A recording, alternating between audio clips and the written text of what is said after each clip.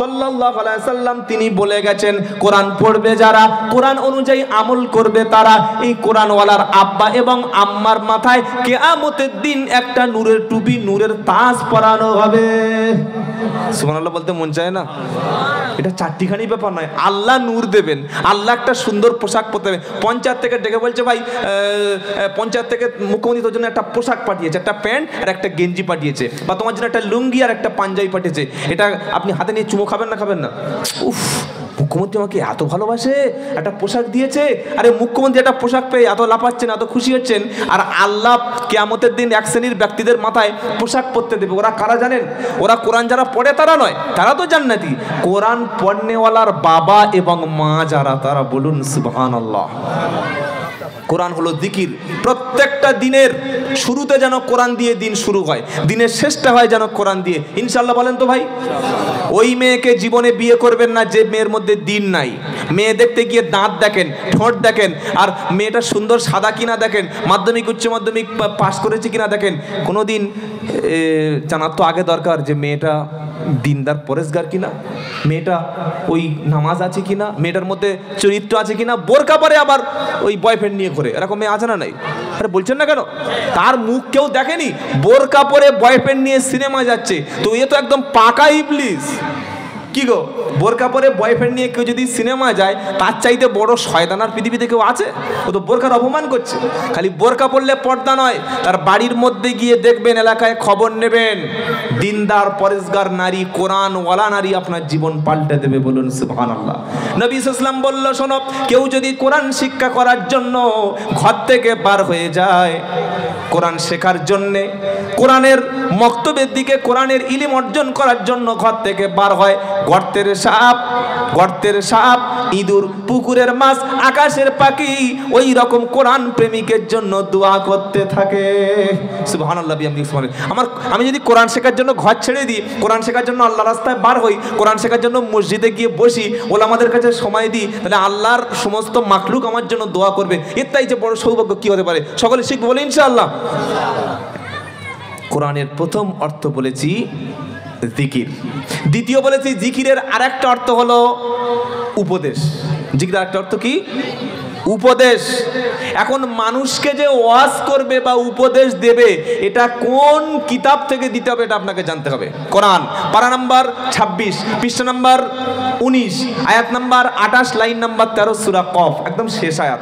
আল্লাহ বলছেন, ফাযাক্কির বিল কুরআনি মাই ইয়াখাফু ওয়াঈদ।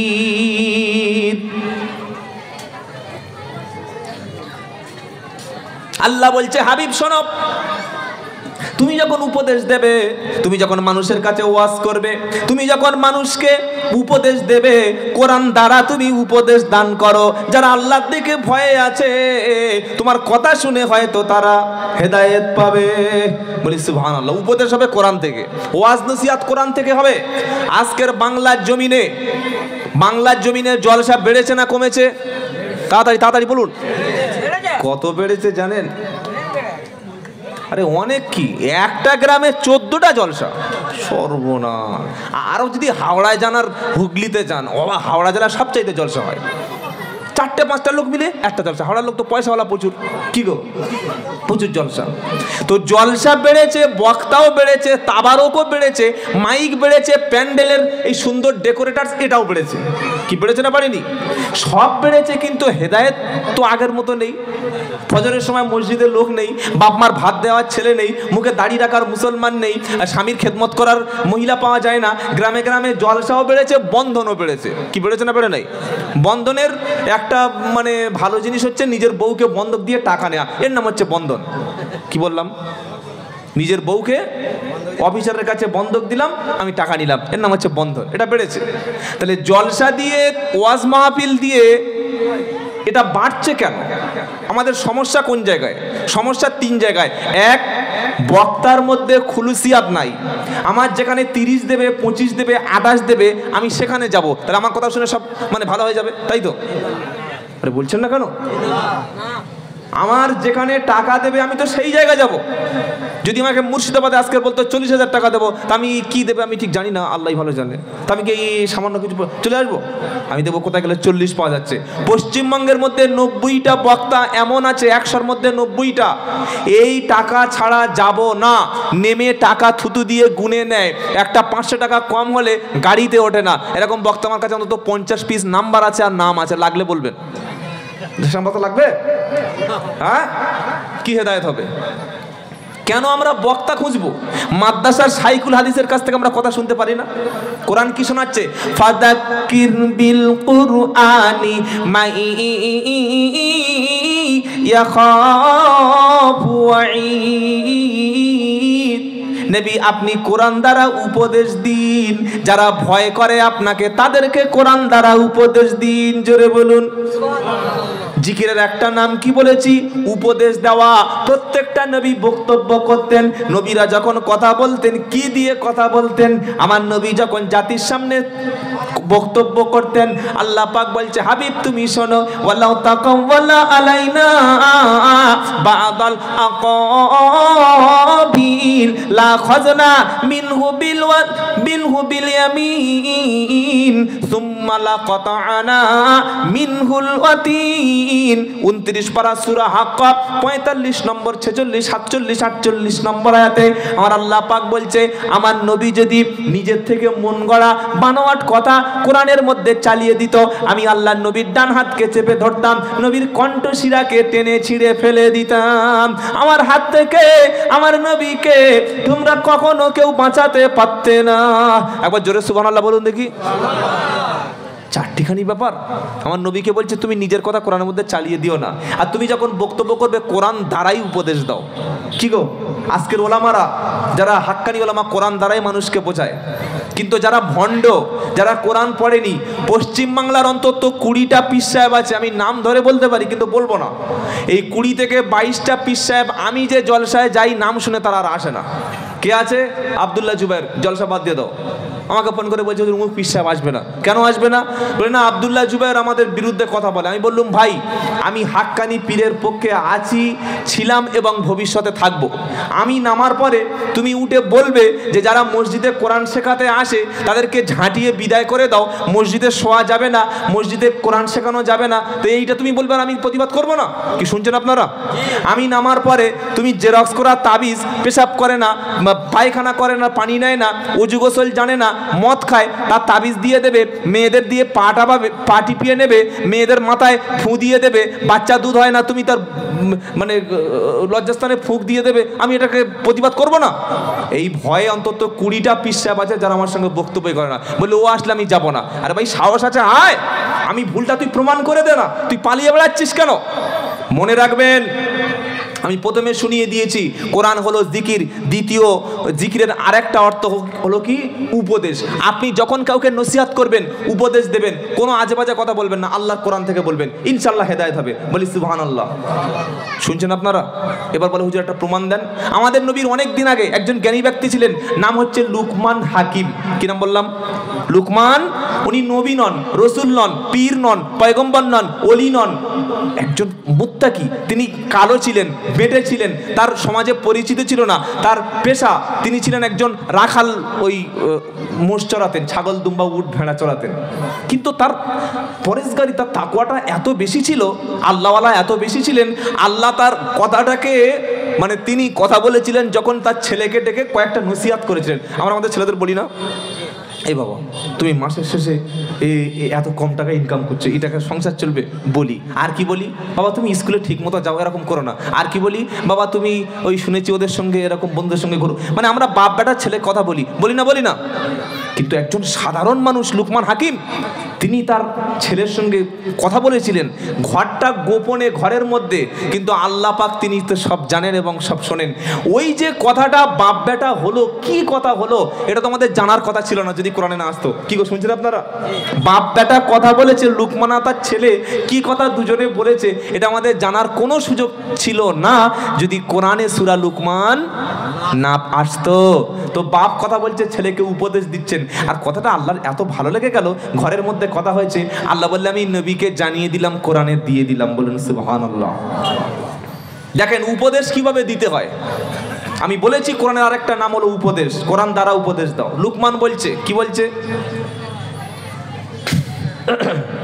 হযরতে লুকমান হাকিম বলছে, ওয়া ইদ ক্বালা লুকমান লিবিনিহি ওয়া হুয়া ইয়াইযুহু ইয়া বুনাইয়া লা তুশরিক বিল্লাহ ইন্নাশ শিরকা লাযুলমুন আযীম।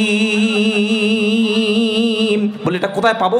21 নম্বর পারা, সূরার নাম লুকমান, 4-5টা আয়াত খুললে একদম চকচক চকচক করে আপনি পেয়ে যাবেন। এখনই কোরআন খুলুন, পেয়ে যাবেন। আর আমার বক্তব্য, যে কোনো বক্তার বক্তব্য আপনি শুনেই আমল করবেন। আমি বারবার বলি, ওটাকে কোরআন সুন্নাহর মাপকাঠি থেকে দেখবেন যে ঠিক বললো তো, তারপর একটা হাক্কানি আলেমকে জিজ্ঞাসা করবেন যে আব্দুল্লাহ জুবাইর সাহেব যেটা বলে গেল এটা আমল করা যাবে তো, তবে আমল করবেন। মনে থাকবে, ইউটিউবে দেখেছে নামাজ পড়া শুরু করেছে, ইউটিউবে দেখেছে আমল করা, বিভ্রান্ত হয়ে যাবেন। শুনছেন আপনারা? যে যার মতো সোজার কথা বলে যাবে। লুকমান বলছে, ওয়া ইদ ক্বালা লুকমানা লিবনিহি, লুকমান যখন তার ছেলেকে অ্যাড্রেস করলেন, লিবনিহি তার সন্তানকে বললেন, কি বললেন? ইয়া বুনাইয়া, ও আমার, আরবিতে যদি বলে ইবনি মানে আমার ছেলে হয়ে যায়, কিন্তু ইবনি না বলে উনি তাসগীর করছেন, উনি বলছেন ইয়া বুনাইয়া। বুনাইয়া মানে ছোট্ট বাচ্চা, ও আমার খোকা। আমরা বাচ্চাদের কি বলি গো? বলি না? বলি। তো তিনি উপদেশ দিচ্ছেন, লা তুশরিক বিল্লাহ, তুমি আল্লাহর সঙ্গে শিরক করো না। আচ্ছা, একটা বাচ্চাকে, এই 4 বছর 5 বছর বাচ্চা যদি, এ বাবা আল্লাহর সঙ্গে শিরক করিস না, ও বুঝবে? হ্যাঁ, বুঝবে না। এই বাচ্চাকে বলতে হয় শিরিক যে বাচ্চার তাওহীদ এবং শিরকের জ্ঞান আছে। কি গো, শুনছেন আপনারা? এখানে 4টে পয়েন্ট। নাম্বার 1, আপনি আপনার বাচ্চাকে প্রথমে তাওহীদ আর শিরিক শেখাবেন। তাওহীদ কোনটা, শিরিক কোনটা, তবে আপনার ঈমান ঠিক থাকবে। তাওহীদ কি? এক আল্লাহ ছাড়া কারোর ইবাদত বন্দেগী দাসত্ব করা যাবে না। সকলে জোরে বলুন, আল্লাহ ছাড়া কোনো জায়গায় সিজদা দেওয়া যাবে না, আল্লাহ ছাড়া কারোর নামে মান্নত করা যাবে না, আল্লাহ ছাড়া কারোর কাছে দোয়া চাওয়া যাবে না, আল্লাহ ছাড়া কারোর নামে কসম করা যাবে না, আল্লাহ ছাড়া অন্য কাউকে সাহায্যকারী হিসাবে মানা যাবে না, আল্লাহ ছাড়া অন্য কারোর কাছে মনের অন্তরের খবর জানে এটা বিশ্বাস করা যাবে না, লাভ এবং ক্ষতি আল্লাহ ছাড়া কেউ করতে পারে এটা মানা যাবে না, আল্লাহ ছাড়া কেউ সন্তান দিতে পারে না, আল্লাহ ছাড়া আমার একটা চুল পর্যন্ত কেউ বাঁকা করতে পারবে না। এটার নাম হচ্ছে তাওহীদ। এটার নাম কি? তাওহীদ। তিনি তার সন্তানকে শিরিক শেখাচ্ছেন, ইয়া বুনাইয়া লা তুশরিক বিল্লাহ, আল্লাহর সঙ্গে বাবা কোনোদিন কাউকে শিরিক করে না। অনেকে কি বলি, ইয়া আব্দুল কাদের জিলানী শাইয়ুন লিল্লাহ, কি আপনারা শুনেন এরকম কথা? ইয়া আব্দুল কাদের জিলানী শাইয়ুন লিল্লাহ, তার মানে বলছে আব্দুল কাদের জিলানী আল্লাহর রাস্তে কিছু দিন। ঈমান থাকবে? আরে বলছেন না কেন? দাতাকে জোরে বলেন। হ্যাঁ, যদি আল্লাহ ওই বিষয়টা না দিতে পারতেন, যেমন আপনি যদি আপনার এই প্রধানের কাছে বলেন যে বাবা আমার একটা ঘর দিন, প্রধানের হাতে ঘর আছে দিয়ে দেবে। যদি প্রধানকে বলেন যে 10 কোটি টাকা দিন, দিতে পারবে না? ওটা সম্ভব না, ইম্পসিবল। আল্লাহর কাছে এমন কোনো বিষয় আছে যেটা ইম্পসিবল? নো। আল্লাহর অভিযানে, আল্লাহর ডিকশনারিতে ইম্পসিবল, অসম্ভব বলে কিছু নাই। সব কিছু পারেন তিনি কে? আল্লাহ। আমরা অনেক সময় কথা বলতে বলতে বলি, এই ওই লোক যা করছে না আল্লাহ সহ্য করবে না, এটা কোনোদিন বলবেন না। কেন? ইন্নাল্লাহা আলা কুল্লি শাইইন কাদির, নিশ্চয়ই আল্লাহ সবকিছুর উপরে ক্ষমতাবান। তো আল্লাহর সহ্য করবে না মানে আল্লাহর অসহ্য হয়ে যাবে, এরকম বলা যাবে না, এটা বলবেন না। আল্লাহ সহ্য করবেন এই কথাটা বলতে নাই, বলতে পারেন যে তিনি যে কাজটা করছেন জুলুম করছেন, এটা বলা যেতে পারে। লুকমান তার ছেলেকে প্রথমে আল্লাহ চেনাচ্ছেন, আল্লাহর সঙ্গে সম্পর্ক করিয়ে দিচ্ছেন। আমাদের ছোট্ট ছেলেকে প্রথমে আমরা আল্লাহ চিনিয়ে দেব, বলি ইনশাআল্লাহ। উপদেশ দেবেন বাচ্চাদেরকে, আপনার সন্তানকে ডেকে উপদেশ দেবেন। আমি আব্দুল্লাহ জুবাইর 3 ঘন্টা 4 ঘন্টা বক্তব্য করলে আপনার ছেলে আপনার মেয়ে যতটুকু পরিবর্তন না হবে, আপনি যদি আপনার সন্তানকে খাওয়ার সময়, দুপুরে লাঞ্চ করার সময়, রাত্রের ডিনারের পরে, বিছানায় ঘুমানোর আগে ডেকে বলেন যে দেখো বাবা তুমি মুসলমানের ছেলে, বাবা তুমি মদ খেও না, বাবা তুমি হারাম খেও না, বাবা তুমি মিথ্যা বলো না, তুমি মুসলমান, তোমাকে মুসলমান হয়ে মরতে হবে। 3 ঘন্টা বক্তব্য চাইতে চাইতে আপনার ছোট্ট একটা কথায় আপনার সন্তান পরিবর্তন হতে পারে। বলুন সুবহানাল্লাহ। যেন আপনি নিজেই বক্তা পেয়ে যান। আল্লাহ তার নবীকে শোনাচ্ছে, নবী উপদেশ যখন দেবেন কোরআন থেকেই যেন ওয়াজটা হয়। বলি ইনশাআল্লাহ। কোরআনের বাইরে, সুন্নাহর বাইরে বক্তব্য করবেন না। যে কোনো বক্তাকে দাওয়াত করার সময় একটা সাবজেক্ট বলে দেবেন যে এই বিষয়ে আলোচনা করুন। এটা আমি সব জলসায় বলে আসছি। যাকে তাকে মঞ্চে চাপিয়ে দিয়েছেন আলেম মনে করে, বড় ক্ষতি করে যাচ্ছে দিনের। সুর আছে গলার, বক্তা মনে করে 20,000 টাকা দিয়ে দিচ্ছেন। ভালো গজল গাইতে পারে, 30,000 টাকা দিয়ে দিচ্ছেন। মাঝে মাঝে গজল গেয়ে দিচ্ছে, কি উল্টো পাল্টা গজল, শিরকি গজল গিয়ে দিচ্ছে, তার দিচ্ছেন 30,000 টাকা। আপনার ইমানের এই ক্ষতি করে দেবে, আপনার ইমানের খাতরা এনে দেবে। সেজন্য কোরআন এবং সুন্নাহর বাইরে কোনো আলোচনা শোনার প্রয়োজন নেই। কথা মনে থাকবে ইনশাআল্লাহ। ভুয়ো ঘটনা সমাজে বলে মানুষকে কাঁদাচ্ছে, এমন ঘটনা বলছে কাঁদাচ্ছে। একটা বলছে শোনেন, এগুলো মানুষ সব বসে আছে জানে। বাবারা, আব্বা জানেরা, আল্লাহর নবী সাল্লাল্লাহু আলাইহি ওয়াসাল্লাম লাম বলে একদম চালালির টান দিয়ে দিলা। কোরআন পড়ার সময় সহি নাই, কি গো, প্রচুর বক্তা আছে। বাবারা,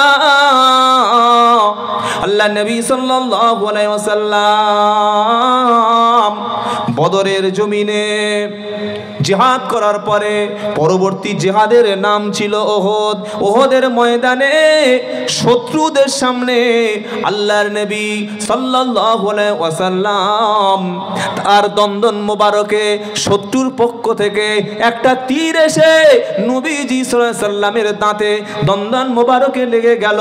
নবী সাল্লামের দন্দন মোবারক সঙ্গে সঙ্গে ভেঙে গেল, রক্তাক্ত হয়ে গেল।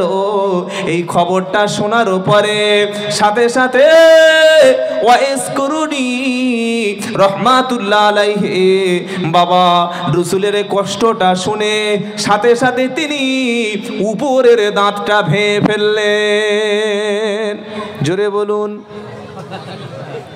এখন চালাক শ্রোতা, মনে হয় দাওয়াতের কাজ এখানে হচ্ছে নাকি? হ্যাঁ, আলহামদুলিল্লাহ।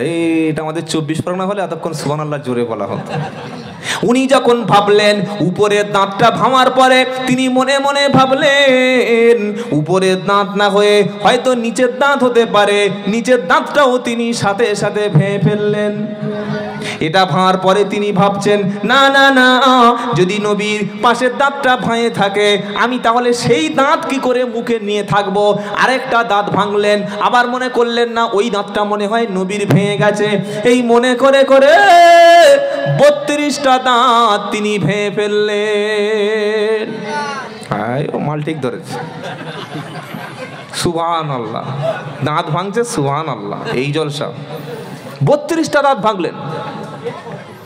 এবার আপনারা বলুন, 5টা প্রশ্ন করছি, উত্তর দিন। আল্লাহর নবীর সবচাইতে বেশি ভালো যারা বেসেছিলেন তারা কারা? সাহাবায়ে কেরাম। যে সাহাবারা হলেন আস-সাবিকুনাল আউয়ালুনা মিনাল মুহাজিরিনা ওয়াল আনসার ওয়াল্লাযীনা তাবাউহুম বিইহসান রাদিয়াল্লাহু আনহুম ওয়া রাদু আনহু। 11 পারা, দ্বিতীয় পৃষ্ঠা, প্রথম নম্বর লাইন, 100 নম্বর আয়াত সূরা তাওবা। আল্লাহ বলছে, শোনো, ঈমান আনার ক্ষেত্রে মক্কার মুহাজির, মদিনার আনসারদের মধ্যে প্রথমে ঈমান এনেছিল যারা, তাদের অনুসরণ করেছিল যারা, আল্লাহ তাদের উপর রাজি আর তারাও আল্লাহর উপরে রাজি। সবচাইতে এই উম্মতের বেশি ভালোবাসার, বেশি কুরবানি দিয়েছিলেন সাহাবারা। এই ঘটনাটা যদি সত্যি বলে কেউ মনে করে ওয়াইস করনি রহমতুল্লাহ আলাইহি সব দাঁত ভেঙে ফেলেছিলেন, তার মানে বোঝা গেল যে আল্লাহর নবীকে যারা দেখেছিলেন যুদ্ধের ময়দানে দাঁত ভাঙছে, নবীর রক্ত পড়ছে, তারা ভাঙতে পারেনি, ওয়াইস করনি ভেঙেছিলেন একজন ব্যক্তি। তার মানে সাহাবাদের চাইতে তিনি বেশি রসুলকে ভালোবেসেছিলেন। অত ভালোবাসা বাসতে পারেনি, রসুলকে তারা অত ভালোবাসতেন না। কেউ যদি মনে করে যে সাহাবারা রসুলকে বেশি ভালোবাসতে পারেনি, তার পরের যুগের একজন ব্যক্তি রসুলকে ভালোবেসেছিলেন, তার ইমানে খাতরা আসবে না? আসবে না। 1 নাম্বার 2, ধরুন আমার পীর সাহেব তার বাড়ি হচ্ছে ফিলিস্তিন, সাপোজ 1 মিনিটের জন্য আমি ওই পীর সাহেবের অন্ধ সাপোর্ট করি, তিনি ভালো পীর সাহেব।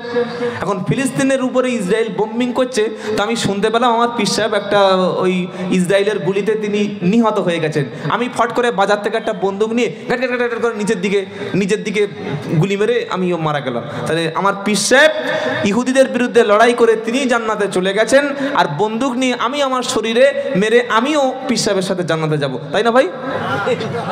কি আরে পীর সাহেব তো বন্দুকের কাছে মারা গেছে, তা আমিও বন্দুকের কাছে মারবো, জাহান্নামী হয়ে যাবে আত্মহত্যা করার জন্য। যাব না। আচ্ছা অত দূর ছেড়ে দিন, ধরুন আপনাদের ওই মেদিনীপুরে, পশ্চিম মেদিনীপুর, পূর্ব মেদিনীপুরে একটা পীর সাহেব আছে। ওই পীর সাহেবের তিনি বক্তব্য করছিলেন, করতে একজন ওই অমুসলিম বা একজন মুনাফিক এরকম বড় একটা পাথর ছুঁড়ে সত্য সহ্য করতে না পেরে পীর সাহেবের দাঁতে মারলো, দাঁতটা ভেঙে পড়ে গেল। আমি শুনেছি আমার পীর সাহেবের দাঁত ভেঙে গেছে, আমি হাতুড়ি আর শ্রেণী নিয়ে আয়না ধরে দুটো তিনটে দাঁত নিজে ভেঙে ফেলে দিলাম। এটা সওয়াব হবে, তাই না বাবা? কি সওয়াব হবে? নিজের শরীরে আঘাত করা, নিজের শরীরকে কষ্ট দেওয়া, এটা শরীয়তের দৃষ্টিতে হারাম। এই ঘটনাটা বক্তা বলল 20 মিনিট ধরে, একটা লোক প্রতিবাদ করলো না যে সাহাবারা তারা রসুলকে দেখে তারা একটাও দাঁত কেউ ভাঙতে পারলেন না, আর ওয়াইস কারনী রহমতুল্লাহ না দেখেই দাঁত ভেঙে ফেললেন, তার মানে তো সাহাবাদের অপমান করা হলো। সাহাবাদের চাইতে বেশি ভালোবাসা। 2 নম্বর, নিজের শরীরে আঘাত করে রক্তপাত করা, নিজের শরীরে আঘাত করে কষ্ট দিয়ে কোনো শরীরকে অঙ্গহানি করা, এটা শরীয়তে জায়েজ না। খালি খাতনা ছাড়া আপনার শরীরে আপনি কোথায় ব্লেড বসাতে পারবেন না। কি শুনছেন আপনারা? ইসলামে জায়েজ নাই। সুতরাং ওয়াইস কারনী রহমতুল্লাহ তিনি নিঃসন্দেহে একজন আল্লাহওয়ালা ছিলেন, তার বিরুদ্ধে মিথ্যা তোহমত দিয়েছে এই ভণ্ড মূর্খ বক্তারা। কুরআন সুন্নাহ না পড়াশোনা করে, না তাহাকিক করে, শুনেছে আর মেরে দিয়েছে। কি শুনছেন আপনারা? শুনেছে আর ওয়াইস কারনী হতে বলে চালিয়ে দিয়েছে। সুতরাং এই ঘটনাটা 100-র মধ্যে 100% মিথ্যা, এবং ওয়াইস কারনীকে আরো বেশি অপমান করা। আল্লাহ ভণ্ড মূর্খদের হাত থেকে আমাদের হেফাজত করুক, সকলে জোরে বলুন আমিন। আজ থেকে সিদ্ধান্ত করুন, যখন কোনো ব্যক্তিকে উপদেশ দেবেন কোরআন দ্বারা, বলি ইনশাআল্লাহ ওয়াজ হবে কোরআন দ্বারা। কি দ্বারা? কোরআন দ্বারা। কেন? ইয়া আইয়ুহান নাসু কদ জাআতুকুম মাউইজাতুম মির রাব্বিকুম ওয়া শিফাউল লিমা ফিস সুদুর ওয়া হুদাও ওয়া রাহমাতুল লিল মুমিনিন। 11 পারা 14 পৃষ্ঠা 6 নম্বর লাইন 57 নম্বর আয়াত, সূরার নাম ইউনুস। আমার আল্লাহ বলছে ইয়া আইয়ুহান নাস, ও মানুষেরা, কদ জাআতকুম মাউইজাতুম মির রাব্বিকুম, তোমার রবের পক্ষ থেকে, তোমাদের আল্লাহর পক্ষ থেকে তোমাদের কাছে একটা উপদেশ এসেছে। ওই উপদেশটার নাম হলো কোরআন। কোরআন হলো বিশ্ববাসীর জন্য উপদেশ। জোরে বলি সুবহানাল্লাহ। শুধু উপদেশ না, শুধু ওয়াজের কিতাব কোরআন না, ওয়া হুদা এটা হলো হেদায়াত, ওয়া রাহমা এটা হলো দয়া, ওয়া রাহমাতুল লিল মুমিনিন, মুমিনদের জন্য কোরআন ওয়াজের কিতাব, নসিহতের কিতাব, মুমিনদের জন্য সত্য পথ প্রদর্শক, আর মুমিনদের জন্য কোরআন হলো রহমত। আজকের জলসাগুলিতে বক্তব্য পরিবর্তনের দরকার আছে। সারা জীবন একই বক্তব্য চালিয়ে আসছে, কোনো পরিবর্তন নাই। এজন্য তো শিক্ষিত মানুষ জলসা বসতে চায় না, কোনো সমাধান আমরা দিতে পারছি না। খালি ওই জিনিস চালিয়ে যাচ্ছে, ওয়াইস কারনী কোথায় পীর সাহেবের বোতল ফাটার ঘটনা, এই বলে 2 ঘন্টা টাইম পাস। কেন কোরআনের একটা আয়াত পড়া যায় না? একটা নবীর হাদিস, একটা হাদিস বলে ব্যাখ্যা করে তো মানে 2 ঘন্টা সময় মানুষ বুঝতেই পারবে না যে নবী এত বড় কথা বলেছেন। এগুলো কি বলা যায় না? যায়। মানুষকে শিক্ষার কথা বলা যায়। কোরআন হলো জিকির, কোরআন হলো উপদেশ। 2 নম্বর কোরআন বললাম উপদেশ। যখন ওয়াজ শুনবেন, যখন নসিহত শুনবেন, বক্তাকে আগে থেকে স্টেজে আসার আগে বলে দেবেন যে কোরআন এবং সুন্নাহর বাইরে কোনো বক্তব্য করবেন না। ইনশাআল্লাহ দেখবেন তখন 80% বক্তা হয়তো ফিরেই চলে যাবে। আমরা তো যাকে তাকে মঞ্চে চাপিয়ে দিই আর কোনো বিষয় বলে দিই না। আল্লাহ হেদায়েত করুক, সকলে বলুন আল্লাহুম্মা আমিন। 3 নম্বর বলেছি কোরআন মানে নামাজ, জিকির মানে কি? নামাজ। জিকিরের আরেকটা অর্থ হলো নামাজ। বললে আপনি দলিল কোথা থেকে পেলেন? ওলামাদের জিজ্ঞাসা করুন। ইয়া আইয়ুহাল্লাযীনা আমানু ইযা নুদিয়া লিস-সালাতি মিন ইয়াউমিল জুমআতি ফাসআউ ইলা যিকরিল্লাহ। আলহামদুলিল্লাহ। 28 নম্বর পারা 13 নম্বর পৃষ্ঠা 3 নম্বর লাইনের 9 নম্বর আয়াত, সূরার নাম জুমা। কি সূরা বাবা? জুমা। জুমা সূরা জুমায় আল্লাহ বলছেন ইয়া আইয়ুহাল্লাযীনা আমানু ইযা নুদিয়া লিস-সালাতি মিন ইয়াউমিল জুমআতি ফাসআউ ইলা যিকরিল্লাহ ওয়া দারুল বাই। ও ঈমানদারেরা, জুমার দিনে যখন তোমাদেরকে আমার ঘরে আসার জন্য আজান দেওয়া হবে, ডাকা হবে, ব্যবসা বাণিজ্য কাজকর্মকে বন্ধ করে, দোকানপাটকে বন্ধ করে আমার জিকিরের দিকে মুফাসসিরিনরা বলেছেন। তাফসিরে ইবনে কাসিরটা খুলুন, তাফসিরে জালালাইনটা, তাফসিরে তাবারি, তাফসিরে মাজহারি, এই সমস্ত তাফসিরগুলো খুলে দেখুন। এখানে ইলা যিকরিল্লাহ শব্দের অর্থ মুফাসসিরিনরা করেছেন যে নামাজের দিকে এসো। কোন নামাজ? জুমার নামাজ। আজান যখন হয়ে গেল, একজন মুসলমানের প্রথম কাজ হবে ব্যবসা বাণিজ্য কাজকর্ম সব কিছু ত্যাগ করে দিয়ে নামাজের দিকে আসা। নামাজের একটা নাম হলো জিকির। নামাজের একটা নাম কি বলেন? জিকির। তাহলে জিকিরের তৃতীয় অর্থ কি বললাম? নামাজ। বাংলাদেশে এমন এমন পীর সাহেব আছে বাবা, জীবনে একক নামাজ পড়ে না, এত গাঁজা খায়, গোপের এই সাইডটা পুরো লাল করে ফেলেছে, ও নাকি পীর সাহেব। নামাজ নাই সে পীর, ও তো শয়তান। আবার কেউ কেউ বলছে আমার হাতে মুরিদ হলে নামাজ লাগে না। বলুন তো, আল্লাহর নবী সাল্লাল্লাহু আলাইহি ওয়াসাল্লামের হাতে যারা বায়াত হয়েছিলেন, যে সমস্ত সাহাবাদেরকে নবী জান্নাতের সুসংবাদ দিয়েছিলেন, তার পরের দিন থেকে সব নামাজ ছেড়ে দিয়ে বাড়ি বসেছিলেন, তাই তো? কি বলছেন? আচ্ছা, এই যারা বলছেন নামাজ লাগে না, পীর সাহেবের হাতে হাত দিলে উনি পার করে দেবে, ওনার দামাম ধরে কাঁধ ধরে পার হয়ে যাব, তাদের লক্ষ লক্ষ মুরিদ আছে না নাই? আর বলছেন না কেন? আচ্ছা, ওদের লক্ষ লক্ষ মুরিদ কেন আছে? তার একটা কারণ আছে। এই লক্ষ লক্ষ অন্ধ গোঁড়া অশিক্ষিত মুরিদগুলি তারা মনে করে, আপনারা, আমি যখন পীরের কথা বলবো আপনি ভাববেন যে দুই শ্রেণীর পীর, একটা হাক্কানি, একটা হচ্ছে 2 নম্বর। আমি কিন্তু হাক্কানি পীরের বিরুদ্ধে একটা শব্দ কোনোদিন বলি না আর বলবো না। হাক্কানি পীরদের দ্বারাই আমরা ইসলাম এই উপমহাদেশে পেয়েছি, বলি না আলহামদুলিল্লাহ। তাদের অবদান অস্বীকার করছে আমাদের মাথার তাজ, কিন্তু সমস্যা এই ভণ্ডগুলো নিয়ে, এরাই ইসলামটাকে ধ্বংস করে ফেলছে। তারা বলছে নামাজ লাগে না। বললে কেন? বললে আল্লাহর নবী সাল্লাল্লাহু আলাইহি ওয়াসাল্লাম 53 বছর বয়স নামাজ ফরজ হয়েছে। নবী 53 বছর বয়সে, কি আপনারা জানেন না? 53 বছর বয়সের আগে, মিরাজ থেকে আসার আগে বা 40 বছর নবুয়ত পাওয়ার আগে আল্লাহর নবী জীবনে একক নামাজ পড়েছিল? তখন মুরিদরা বলছে না হুজুর আমরা জানি না, আপনি বলুন। পীর সাহেব বলছে শোনো, 40 বছর বয়সের আগে আল্লাহর নবী তো কোনোদিন নামাজ পড়েনি নবুয়ত পাওয়ার আগে, সুতরাং আমার দরবারে আসলে নামাজ লাগবে না। মুরিদ বলছে তাহলে হুজুর ঠিক বলেছে। লক্ষ লক্ষ মুরিদ, যদি নামাজটা মাফ করে দেওয়া হয় তখন তো মুরিদ বেড়ে যাবে। কি করে যাবে না? যাবে না। 2 নম্বর আরেকটা দলিল দিচ্ছে, ইয়া আইয়ুহাল্লাযীনা আমানু লা তাকরাবুস সালাত। 5 নম্বর পারা 4 নম্বর পৃষ্ঠা 3 নম্বর লাইন 43 নম্বর আয়াত, সূরার নাম নিসা। তাদের দলিল ভণ্ডদের জানেন? হে বিশ্বাসী ঈমানওয়ালা, তোমরা নামাজের কাছেই যেও না।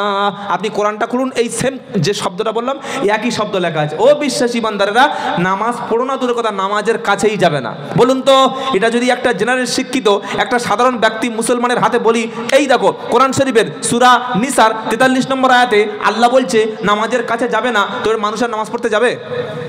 আল্লাহ বলেছে যেমন বল না। তখন ওই মুরিদরা বলছে কই আমাদের, তাহলে ইমাম সাহেব বলছে নামাজ পড়তে, বলছে ইমাম সাহেব কোরআন সব পড়েনি, এই তো তোমার হাতে দলিল দিচ্ছি দেখো যে আল্লাহ বলছে নামাজের কাছে যেও না। তখন মুরিদরা বললো হ্যাঁ হ্যাঁ আমার বাবা ঠিক বলেছে, আল্লাহ বলেছে নামাজের কাছে যেও না, কিন্তু পরের বাক্যটা বলেনি। রাজীব গান্ধী, ইন্দিরা গান্ধী বা ধরুন আমাদের প্রধানমন্ত্রী মাননীয় নরেন্দ্র দামোদর দাস, মোদি তো টাইটেল, মোদি কিন্তু প্রধানমন্ত্রীর নাম না, টাইটেল। যেমন আমার নাম আব্দুল্লাহ জুবার শেখ, আমার শেখটাই টাইটেল, তো ওরকম মোদি হচ্ছে টাইটেল, ওনার নাম নরেন্দ্র দামোদর দাস। তো কেউ যদি বলে নরেন্দ্র দামোদর দাস মোদি উনি কুকুর পুষতে ভালোবাসতেন, এ কথার মধ্যে কোনো ভুল নেই। কিন্তু কেউ যদি ওই পাশের লাইনটা কেটে দিয়ে বলে আমাদের নরেন্দ্র দামোদর দাস মোদি কুকুর, কি ঝামেলা আছে না নেই? একদল লোক যারা তাকে অনেকে আমাদের সম্মানিত প্রধানমন্ত্রী, তারা দলের সঙ্গে আমরা সাপোর্ট করি না, কিন্তু তিনি তো প্রধানমন্ত্রীর পদটা তো আমাদের সম্মান করতে হবে, এটা মাথা রাখতে হবে। উনি মোদি না হয়ে যদি ওখানে ওই আমি হতাম বা অন্য কেউ হতো, তাহলে সেটা প্রধানমন্ত্রী পদ্মার সময়। তা আপনি তাহলে বলছেন যে নরেন্দ্র মোদী কুকুর, কিন্তু কুকুর পুষতে ভালোবাসতেন, এইটা আর কেউ বলছে না। কোরআনে কি লেখা আছে পুরো বাক্যটা পড়তে হবে, মাঝখান থেকে কেটে দিলে চলবে না। কোরআন ভুল বোঝার একটা অর্থ হলো আগের পরের আয়াত না পড়া, এটা কোরআনের ভুল ব্যাখ্যা হয়ে যায়। কোরআন যখন ব্যাখ্যা করতে হবে সবসময় দেখতে হবে আগে কি বলেছে পরে কি বলেছে। 2 নম্বর, এই আয়াতটা কিসের জন্য, প্রেক্ষাপটটা কি, শানে নজুলটা কি, আপনাকে জানতে হবে কোথাকার আয়াত কোথায় লাগিয়ে দিচ্ছেন। আল্লাহ বলছে ইয়া আইয়ুহাল্লাযীনা আমানু, উনি পিশাব বলেছে ঠিক, কিন্তু কেটে দিয়েছে কি গো, লা তাকরাবুস সালাতা ওয়া আনতুম সুকারা, আসল শব্দটা বলেনি। হে বিশ্বাসী ঈমানওয়ালা, তুমি নামাজের কাছেই যাবে না যখন নেশা করে মাতাল থাকো। তুমি মদ খেয়েছো, মসজিদে নামাজ পড়তে যাবে? এটা তোমার তো কোরআন মানা করেছে। কি শুনছেন আপনারা? আল্লাহ বলছে শোনো, নেশা করে নামাজের নিকটবর্তী হয়ো না। আর পিশাব ওয়ান্তুম সুকারাটা উড়িয়ে দিয়েছে। পিশাব বলছে শোনো, নামাজের কাছেই যেও না, মুরিদ বাড়বে না কমবে। বিনা খাটনি বিনা পরিশ্রমে সারা বছর খাবো ঘুরবো, আর বছরে একদিন এই পিশাবের কাছে উরসে চলে যাবো, ব্যাস 1 বছর ট্যাক্স মকুব। ঈমান আনার পরে দ্বিতীয় কাজ হচ্ছে নামাজ। বলি সুবহানাল্লাহ। ঈমানের 5টা স্তম্ভ ইসলামের: 1 ঈমান, 2 সালাত নামাজ, 3 সিয়াম বা রোজা, 4 হজ, 5 হলো যাকাত। 5টি। আপনি নামাজ পড়ছেন না, আপনি মুসলমান বলে দাবি করবেন কিভাবে? একজন নারীর জন্য পুরুষের চাইতে জান্নাতে যাওয়া সহজ। নবী সাল্লাল্লাহু আলাইহি ওয়াসাল্লাম বলেছেন ইজা সাল্লাত খামসাহা ওয়া সামাত শাহরাহা ওয়া আসানাত ফরাজাহা ওয়া আতাত বালাহা। বলুন বাংলাটা বলুন। নবী সাল্লাল্লাহু আলাইহি ওয়াসাল্লাম বললেন একটা নারী যদি 4টি কাজ করে: 1 5 ওয়াক্ত ফরজ নামাজ, 2 রমজানের রোজা, 3 স্বামীর খেদমত, 4 হচ্ছে তার লজ্জাস্থান হেফাজত ফরজ পর্দা। এই 4টি কাজ যদি আজকের কোনো মেয়ে ছেলে আজ থেকে নিয়ত করে যে আমি নামাজ কাজা করব না পবিত্র থাকলে, রমজানের রোজা কাজা করব না, আর কোনোদিন স্বামীর অপমান করব না, স্বামীর খেদমত করব, যা বলবেন তাই শুনবো, আর 4 নম্বর আমার ফরজ পর্দাটা আমি করে চলবো, তো ওই মেয়েটা মরণের সাথে সাথে জান্নাতের সব দরজাগুলি আল্লাহ খুলে দেবে, আর যে দরজা দিয়ে খুশি মন চাইবে জান্নাতে চলে যাবে। একজনও সুবহানাল্লাহ বলেনি। কেন বলেনি? মেয়েদের বলেছি বলে। আপনারা খুব চালাক। বলি সুবহানাল্লাহ বিহামদিহি সুবহান। এবার মায়েরা বাড়ি চলে যান, আপনাদের আর বক্তব্য হয়ে গেছে। কি করে জানাতে তো বলে দিলাম 4টি কাজ। তাহলে আপনি চিন্তা করুন, নামাজ ছাড়া একজন মুসলমান থাকে না। মান তারাকা সালাতা মুতাআম্মিদান ফাকাদ কাফারা। কেউ যদি ইচ্ছা করে নামাজ তরক করে সে কুফরি করলো। আচ্ছা, আপনারা জানেন যে শয়তান খালি একটা সেজদা দিতে অস্বীকার করেছিল? কি গো? ওয়াইদ ক্বালা রাব্বুকা লিল মালাইকাতি ইসজুদু লি আদম ফাসাজাদু ইল্লা ইবলিস আবা ওয়াস্তাকবারা ওয়া কানা মিনাল কাফিরিন। আমি ফেরেশতাদের বললাম সেজদা দাও। সেজদা মানে মাথা নিচু করা আল্লাহর সামনে। আল্লাহ ছাড়া কারোর কাছে সেজদা দেওয়া কি বাবা? জোরে বলেন না, হারাম। কবর দেখলে বাবা কিন্তু বেঈমান হয়ে গেল। এই কপালটা, এই নাকটা, এই সুন্দর চেহারাটা কে বানিয়েছে? আল্লাহ। জোরে বলেন আল্লাহ। আল্লাহর সামনে, আল্লাহ ছাড়া পৃথিবীর কোনো ব্যক্তির সামনে, ধরুন মনে করুন 1 মিনিটের জন্য আল্লাহ নবী সাল্লাল্লাহু আলাইহি ওয়াসাল্লাম এই ধরছি কেশপুরে এসে গেলেন, ধরুন 1 মিনিটের জন্য এসে গেলেন, তো আপনারা রসুলের ভক্তিতে সকলে মিলে রসুলের সামনে এরকম মাথা নিচু করে আর একটু মাথা ঠুকে দিলেন বা পায়ের উপরে ইয়া রাসূলুল্লাহ বলে মাথা নিচু করলেন। এটা ঈমান যাবে না থাকবে? যাবে। লা তাসজুদু লিশ-শামসি ওয়ালা লিল কমার ওয়াসজুদু লিল্লাহিল্লাযী খলাকাহুন্না ইন কুনতুম ইয়াহু তা'বুদুন। আল্লাহ বলছে আকাশের যে চাঁদ, আকাশের সূর্য, এগুলো তোমরা সিজদা করো না। কি গো শুনছেন আপনারা? সিজদা করো তাকে, এগুলো যিনি বানিয়েছেন তিনি কে? আল্লাহ। এই কেশপুরে এমনও মাজার আছে পুরুষরা ছাড়া মহিলারা মাজারে ভিড় বেশি করে এবং মনে করে যিনি মাজারে আছেন তার কাছে সেজদা করলে তিনি মনে হয় আল্লাহর কাছে আমাকে পৌঁছে দেবেন। মনে রাখবেন। আচ্ছা একটা প্রশ্ন করি, তারপরে আপনারা উত্তরটা দেবেন, তারপরে মাসআলাটা বলছি। আপনার এলাকায় মানুষ মারা যায় বাবা? মারা যায়। স্বামী মারা যায়? যায়। এই ছেলে মারা যায়, ভাই মারা যায়? যায়। পুরুষ মানে চার শ্রেণীর মধ্যে, হয় ভাই, নয় স্বামী, নয় ছেলে, আর নয় বাপ। এই চারের বাইরে তো কেউ নাই। পুরুষ আমরা, আমি কারো বাপ, আমি কারোর স্বামী, আমি কারোর ওই ভাই, আর কারোর ছেলে। কি গো আপনারাও তাই? বলুন তো, একটা মেয়ে তার বয়স হলো 65 বছর, তার ছেলেকে পাগলের মতো ভালোবাসে, ছেলেটার বয়স ওই 28 বা 40। এখন এই ছেলেটা মারা গেছে, মাটা শুনে সঙ্গে সঙ্গে অজ্ঞান হয়ে গেছে, হুঁশ হারিয়ে ফেলেছে। 3-4 ঘন্টা পরে আবার যখন জ্ঞান ফিরলো, সবাই বলে মাথায় পানি দিল, বললো বাবা চুপ কর, তুই বুড়ো হয়ে গেছিস, ছেলেটা মারা গেছে। সকলে একটু ভালো বললো। এবার ছেলেটাকে গোসল দেওয়া হলো, কাফনের জন্য কবরের দিকে নিয়ে যাওয়া হচ্ছে। মা তখন কাঁদবে না? কাঁদবে না? মা কাঁদবে, কেঁদে কবরস্থানে যাবে, মাটি দেবে, জানাজা পড়বে, কবরের কাছে গিয়ে দোয়া করবে হাত তুলে। করে তো বাবা? করে না? করে না? ও আচ্ছা, ধরুন স্বামী মারা গেছে, ও ছেড়ে দিলাম ছেলে, স্বামী যার সঙ্গে তার শারীরিক সম্পর্ক, অর্ধাঙ্গিনী, যিনি যার কাছে স্বামী স্ত্রী কোনো লজ্জা নাই, একই সঙ্গে থাকা, একই সঙ্গে খাওয়া, 60 বছর সংসার করেছে। স্বামী মারা গেছে 60 বছর বয়সে, আর বিবির বয়স তখন 57 বছর 6 মাস, 57.5 বছর। তখন এই বিবিটা স্বামীর খাটিয়াটা কাঁধে করে নিয়ে কবরস্থানে গিয়ে কবরের লাশ শুইয়ে দিয়ে বুকে দুমুঠো মাটি দেওয়ার আগে স্বামীর জানাজা পড়ে কবরের পাশে হাত তুলে কাঁদে, তাই তো? আরে সকলে বলছেন না কেন? না, ভাই মারা গেছে, ভাইয়ের বাড়ি কোথায়? ভাইয়ের বাড়ি হলো মেচেদা। চলে গেছে ছুটে, আমার ভাই মারা গেছে, আমি যাবো, যেতে পারো, অসুবিধা নেই। ভাইয়ের জানাজাটা পড়লো, ভাইকে মাটি দিল, আর কবরস্থানের পাশে গিয়ে হাত তুললো। এটা করেন না? করেন না? করেন না। ঠিক আছে, ভাই ছেড়ে দিলাম, স্বামী ছেড়ে দিলাম, ছেলে ছেড়ে দিলাম, সবচাইতে বড় আত্মীয় বা নিজের রিলেটেড ফাদার্স, নিজের বাবা, যারা বাবা হয় তাদের মতো নিকট আত্মীয় কেউ নাই। বলুন তো, বাপ মারা গেলে মেয়েরা গিয়ে বাপের গোসল দেওয়া, খাটিয়া ধরা, কাফন পরানো, কবরস্থানে যাওয়া, মাটি দেওয়া, হাত তুলে দোয়া করা, করে না? করে না? করে না। স্বামীর ক্ষেত্রে যেতে পারলেন না, ভাইয়ের ক্ষেত্রে যেতে পারলেন না, সবচাইতে নিজের মুহররম, নন মুহররম, মুহররম যারা, মানে যাদের মুখ দেখলে, যাদের সঙ্গে কথা বললে পাপ নাই, সেটা ভাই, নিজের ছেলে, নিজের বাপ, নিজের স্বামী। এই এত মুহররম ব্যক্তির কবরে যেতে পারলেন না, দোয়া করতে পারলেন না, তাহলে কোন আস্তানায় কোন একটা ওলি বা পীর কি শুয়ে আছে সেখানে গেলেন কি করে? নিজের বাপের কবরে যাওয়া যদি জায়েজ না হয়, কোনো অন্য পীর সাহেবের কবরে যাওয়া জায়েজ? জোরে বলুন, সকলে বলুন, একসাথে বলুন।